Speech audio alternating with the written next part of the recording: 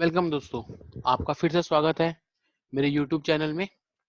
आज का टॉपिक है business studies class 12 principles of management which is given by Henry Fayol। 14 we have a 14 principles।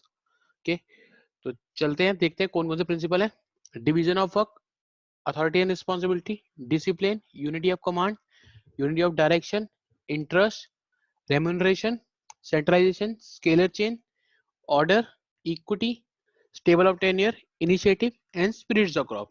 ठीक है, ये 14 प्रिंसिपल आप देखते हैं, ये 14 प्रिंसिपल क्या कहते हैं। ठीक है, चलो आगे चलते हैं आगे।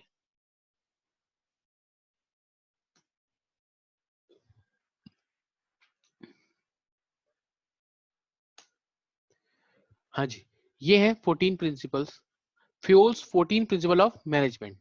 First it division of work. Division of work क्या कहता है कि हर एम्प्लॉय को उसकी कैपेबिलिटी, उसकी एफिशिएंसी और उसकी स्पेशलिटी के हिसाब से काम देना चाहिए। जो जिस काम में स्पेशलिस्ट है उसको उस काम में अलॉट करो, दूसरे काम में नहीं। ठीक है, अगर एक बंदा प्रोडक्शन में स्पेशलिस्ट है तो आप उसको सेल्स में मत लगाओ, जो सेल्स में स्पेशलिस्ट को प्रोडक्शन में मत लगाओ, अदरवाइज वो उतने एफिशिएंट नहीं हो पाएंगे। For better efficiency a specialised person, जिस काम में वो स्पेशलाइज है उसको वहीं लगाओ, दूसरे काम पे मत लगाओ। That is called division of work. Authority, authority कहती है कि आपने एक मैनेजर को रिस्पॉन्सिबिलिटी दे दी कि तुम्हें इतना टारगेट पूरा करना है, whether is production whether is sales, पर आपने उसको रिस्पॉन्स अथॉरिटी नहीं दी कि वो किसी और से काम करा सके, तो वो काम नहीं हो पाएगा। तो अथॉरिटी और रिस्पॉन्सिबिलिटी साथ साथ चलते हैं। तो अगर आपको किसी मैनेजर को रिस्पॉन्सिबिलिटी दे रहे हो तो अथॉरिटी भी आपको उसके साथ साथ देनी पड़ेगी। ठीक, नेक्स्ट है योर डिसिप्लिन। डिसिप्लिन मीन्स हर ऑर्गेनाइजेशन के कुछ रूल्स रेगुलेशन पॉलिसीज होती हैं, तो हर एम्प्लॉय को वो रूल्स रेगुलेशन को ओबे करना है, मानना है और उसकी रिस्पेक्ट करनी है। Fourth one, unity of command. Unity of command का मतलब है कि एक एम्प्लॉय का एक ही मैनेजर, एक ही सुपीरियर होना चाहिए। अगर एक से क्यों होना चाहिए, क्योंकि उसको एक ही से ऑर्डर मिले और एक ही का काम वो करे।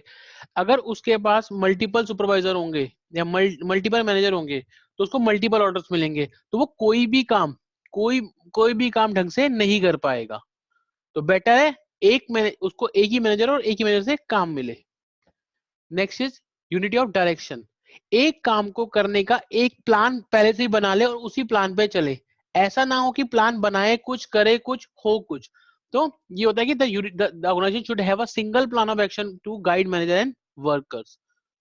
Subordinate of individual interest to the general interest. जब भी इंप्लॉय कंपनी के लिए काम कर रहा है तो वो अपने इंटरेस्ट को पीछे रखे, कंपनी के इंटरेस्ट को आगे रखे, ताकि कंपनी के ऑब्जेक्टिव्स को अचीव किया जा सके। This is called subordinate of individual interest to the general interest. Remuneration, remuneration का मतलब है सैलरी, तनख्वाह, कि हर एम्प्लॉय को उसके काम के हिसाब से फेयर वेजेस मिले। ऐसा ना हो कि दो एम्प्लॉय एक जैसा काम कर रहे हैं पर उनको वेजेस अलग अलग है। ठीक है, तो वो ध्यान रखना है ऑर्गेनाइजेशन को। सेंट्रलाइजेशन, सेंट्रलाइजेशन का मतलब है कि जब भी कोई बड़ा डिसीजन मेकिंग चल रही हो तो उसमें सबऑर्डिनेट को भी इन्वॉल्व करे। जब भी एक डिपार्टमेंट क्योंकि एक ऑर्गेनाइजेशन छोटे छोटे डिपार्टमेंट बांटे होते हैं, जब भी एक डिपार्टमेंट में कोई डिसीजन लेना हो तो तो उसके सबऑर्डिनेट्स की भी राय ले ली जाए, उनको भी इन्वॉल्व किया जाए। That is called centralisation. Scalar chain, scalar chain क्या होती है? Line of authority. एक लाइन डली होती है, लेवल्स होते हैं। ऐसा नहीं है कि टॉप लेवल का सीईओ बंदा आगे जो लेवल के बंदे को ऑर्डर दे देगा। ठीक है, वो हायरार्की चलना चाहिए। जैसे जैसे लेवल्स होते हैं कंपनी में, उस लेवल से ऊपर से नीचे ऑर्डर आएंगे, नीचे से ऊपर रिक्वेस्ट जाएंगी। तो scalar chain mean just follow the line from top to bottom and bottom to top. Order, people and material should be in right place at the right time. जब भी किसी भी एम्प्लॉय की या किसी भी सामान की जरूरत हो, वो सही टाइम पे और सही जगह पे अवेलेबल हो, ताकि हमारी प्रोडक्शन या सेल्स रुके ना और ऑर्गेनाइजेशन के मोटिव अचीव हो जाए। Next, your equity.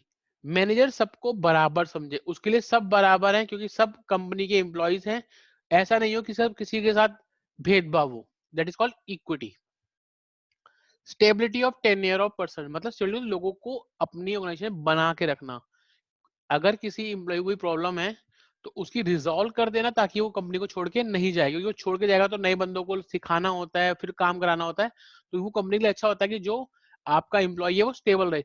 बट फिर भी वो चला जाता है किसी रीजन से, तो आपके पास उसकी बैकअप होना चाहिए कि हम जल्दी जल्दी उसको रिप्लेस कर सके, नए लोगों को हायर कर सके। इनिशिएटिव, जब भी कंपनी को हर इनिशिएटिव में एम्प्लॉय को इनिशिएट बताना चाहिए कि एम्प्लॉय इनिशिएटिव ले, कोई भी नई चीज हो, कोई भी, उससे क्या होता है एम्प्लॉय का मोरल बढ़ता है। ठीक है, एम्प्लॉयज को एनकरेज करना चाहिए कि वो कंपनीज के डिसीजन में या कंपनी नई नई चीजों को इनिशिएटिव ले। हो सकता है उस इनिशिएटिव लेने से कॉस्ट कम हो जाए, प्रॉफिट ज्यादा हो जाए, सेल्स बढ़ जाए, हमारी टाइम कम लगे, that is what ever all is beneficial for the company. Spirit the crop, spirit the crop का मतलब है मिलजुल के, एकता।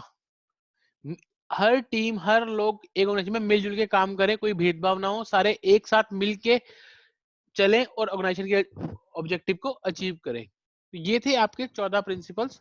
और इस प्रिंसिपल्स का जो मेन, सब इन सब का एक सबका मेन होता है कि ऑर्गेनाइजेशन ने जो ऑब्जेक्टिव सेट करे हैं कि उनको ऑब्जेक्टिव लेने हैं, उसका पालन हो और वो आसानी से अचीव हो जाए। ठीक है दोस्तों, ये बिजनेस स्टडी का चैप्टर है प्रिंसिपल ऑफ मैनेजमेंट। इसकी टोटल वेटेज 8 से लेके 10 नंबर तक की है। तो मैंने इसको समझाने की कोशिश करी कि छोटे छोटे पॉइंट्स पे, पर ताकि आपको समझ आ जाए। ठीक है, धन्यवाद। Thanks for watching my video.